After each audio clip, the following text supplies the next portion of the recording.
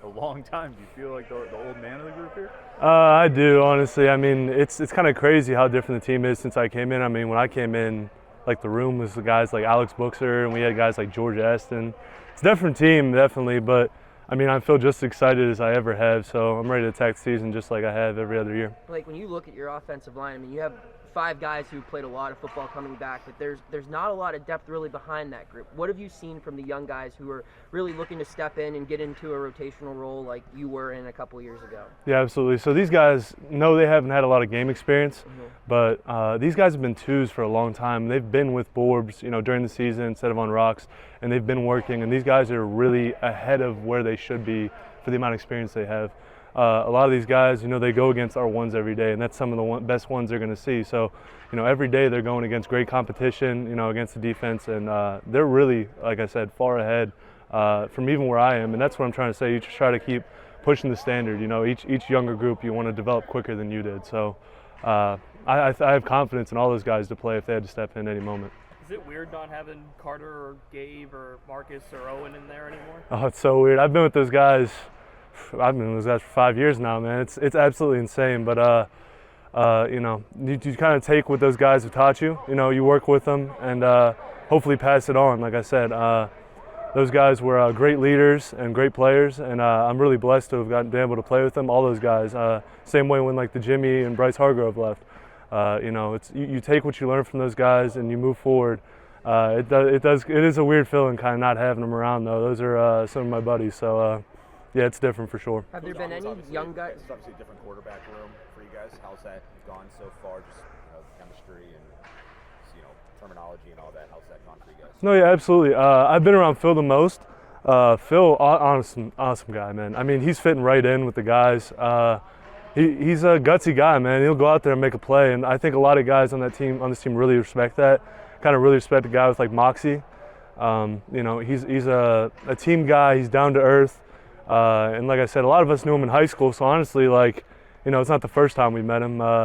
He's gonna be a great fit in this team. I already know it. Is that prior relationship? There was a guy that played there a couple years ago that had a lot of moxie. That was how he was described. Yes. I feel like there's similarities.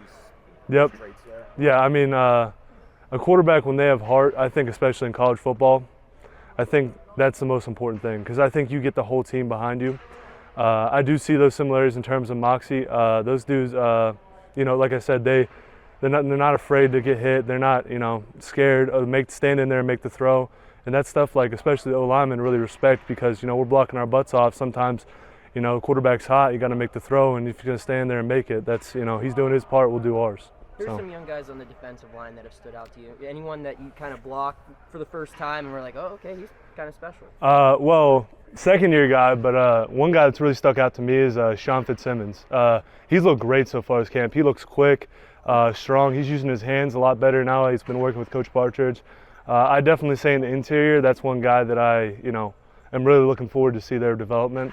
And then exterior, I think we have a lot of really good DNs. I think Jimmy Scott and Samuel Okanola, both great young talents, really taking what Coach P says to them and putting them to work. You can see, like I said, their hand fighting and their moves and pass rush are what years above the experience they have here in the program. Coach Borbs used to talk about how Jimmy Morrissey reset, being the first guy in, leading, getting guys together to go over film and setting the tone for that, and how guys have kind of carried that on since Jimmy left.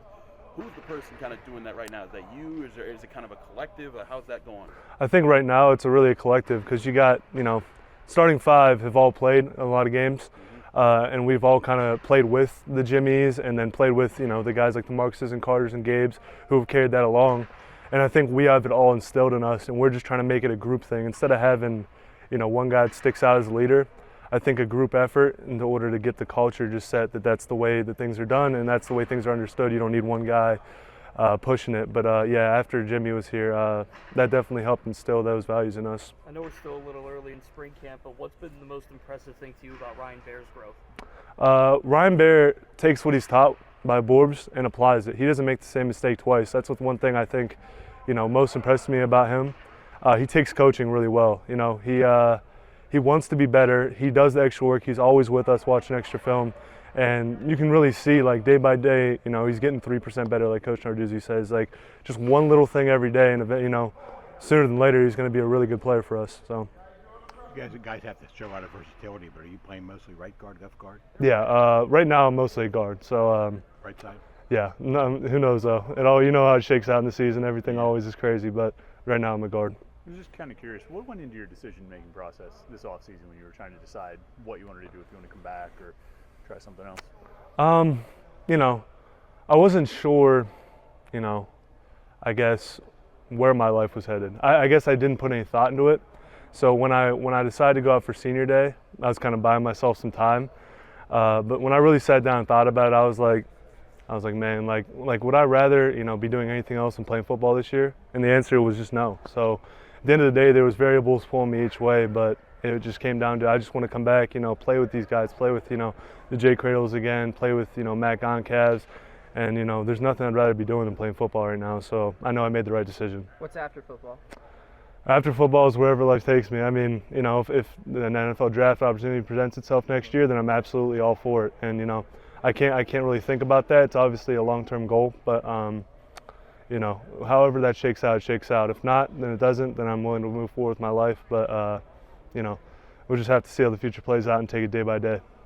Do you and Jake have a lot of conversations? I mean, you guys came in together. You've been together for 17 years or however long it's been here. I mean, did you guys have conversations in December, January? Hey, what are you going to do? That kind of yes, thing? we did. We definitely talked a lot, and that was a big part of my decision to come back as well. We discussed a lot, and we both knew before we released that we were both coming back together because we wanted to, you know, we felt like there was more on the table to achieve. You know, like last year, it was a good year. I mean, 9 wins. You know, it doesn't happen that often, but we knew with the talent we had, the group we had, that we could achieve a lot more than we did, and we decided to come back and try to help, you know, make that happen. How close are you and Jake? Really close. I mean, I've known him for about 17 years. But Jake's one of my best friends. He lives right next door to me. We hang out all the time.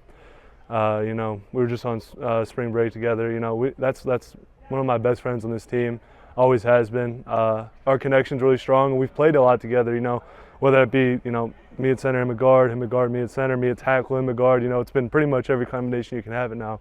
But we have great chemistry on and off the field. So, yeah. The last 2 years, we've seen it seems like a unanimous agreement across the board for offensive linemen that Marcus Minor is the top eater of the offensive line. He can throw down the most. Who's taking that reins? Has anyone taken that reins now that he's gone? Man, I don't know. I got to think about it. I mean, Ryan Baer can definitely put it away when he wants to. I mean, that's a big dude. So I don't know. Maybe Ryan. I don't know. We got some heavy boys up there this year. So this is one of the heaviest O-lines we had. So we got some boys who can put it away. Gotta see a wing contest between you guys. Yeah, no, I don't know. That'd be crazy. NIL deal. Yeah, right? There you go. Big shot Bobs. There you go. It seems like of all the position groups, offensive linemen seem to bond closer than it. And why is that? Well, there's 2 reasons for that. So first off, it's Coach Borbs. I think it's the guys he brings in, the culture he makes. You know, I think he kind of forces us to be all on the same path, and then, you know, you get along better, and a lot of really good character guys. And the second part is we work together, I think, more than any unit, just in one room. I mean, it doesn't matter if the whole right side of the offensive line has their assignment perfect.